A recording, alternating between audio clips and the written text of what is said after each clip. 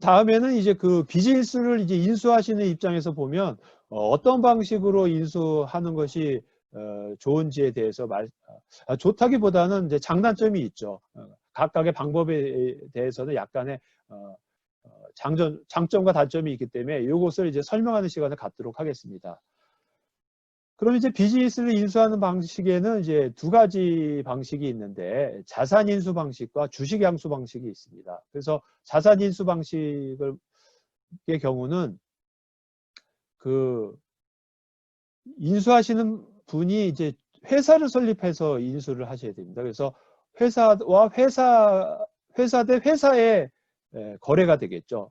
그래서 거래 주체는 이제 회사가 되는데, 그래서 이제 그 인수하실 때 이제 인수하는 회사에 그 측정 가능한 개별 자산만 이제 구입을 하시는 겁니다. 그래서 내가 이제 비즈니스를 이제 인수하게 되면 그 비즈니스를 인수하게 된 회사에 가서 앞으로 내가 새롭게 이제 운영해 갈 그럴 이제 자산만 이제 구입을 하시는 거죠. 그러면 보통 이제 가보시면 이제 예를 들어서 뭐 그로소리다 그러면 뭐 그로소리를 운영하게 되는 뭐 그 건물과 토지, 그리고 이제 그 자기가 비즈니스를 할 때 필요한 뭐 장비라든지 뭐 시설 장치 또는 가구들 뭐 이런 것들을 이제 인수를 할 수 있고, 또 이제 그 비즈니스를 파시는 분 입장에서 보면 그동안 이제 비즈니스를 운영하시면서 계속적으로 이제 그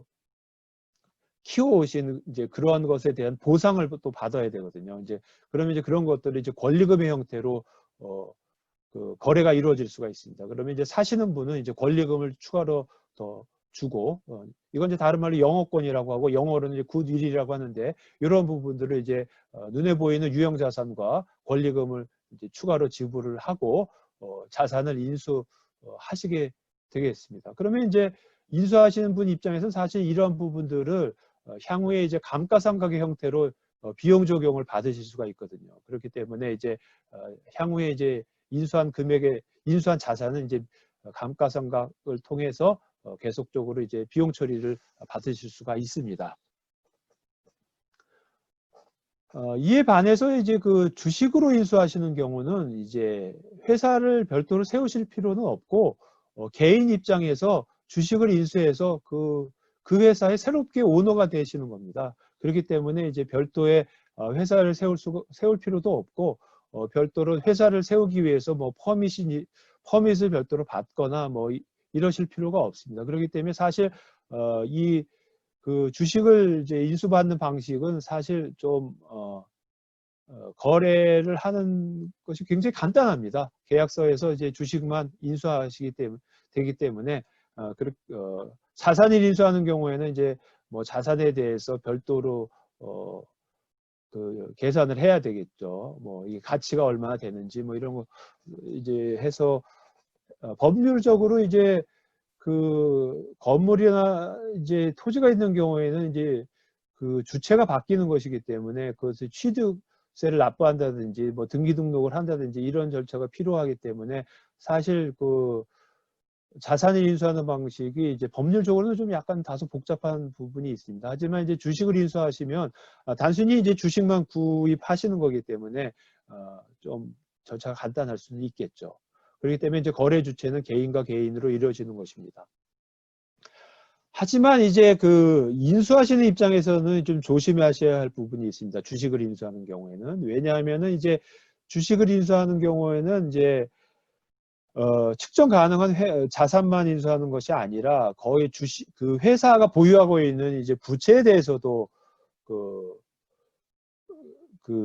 인수를 하는 것이거든요. 그렇기 때문에 이제 물론 이제 인수를 하시기 전에 이제 뭐 재무제표를 검토를 해서 이게 적정한 이제 가치를 갖고 있는지를 보시겠지만 사실 부채라는 경우는 그렇게 측정이 쉬운 것은 아닙니다. 왜냐하면 이제 그 부의 부채라는 것이 있을 수 있거든요. 즉 장부에 계상되지 않은 부채가 있을 수가 있습니다. 예를 들면 이제 뭐 수표를 발행했는데 수표가 아직 그 외부에서 돌고 아직 그 만기 떨어져 뭐죠? 은행 계좌에서 떨어져 나가지 않는 것이 있을 수 있거든요. 그러면 이제 그게 장부에는 아직 기재가 안 돼 있으니까 이런 부분들이 뭐 얼마가 부채가 있는 건지 이런 것들은 뭐 정확히 그 전문가가 그 듀 딜리전스라고 하는 이제 그런 것을 이제 회계사 분들이 하시는 경우가 있는데, 이제 원래 이제 그 이러한 이제 비즈니스를 인수하다 보면 이제 그런 것들을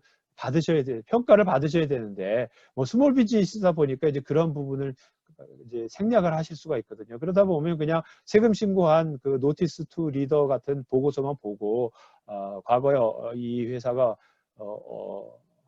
어떻게 해왔는지 뭐 그 정도만 보고 이제 인수를 하시게 되는데, 그러다 보면은 이제 제가 말씀드린 이제 부채 부분을 놓칠 수가 있다는 거죠. 그렇게 되면은 이제 그런 이제 눈에 보이지 않는 부채 부분도 인수하게 되고, 또 이제 뭐 직원이 많은 회사의 경우는 이제 또 그 고용관계 여부도 또 평가를 해봐야 되는데, 그런 고용관계도 다 떠맡아야 되거든요. 새로운 오너가. 이제 그렇다 보니까 사실은 주식으로 인수하는 방법은 눈에 보이지 않는 그런 리스크를 부담을 하실 수가 있습니다.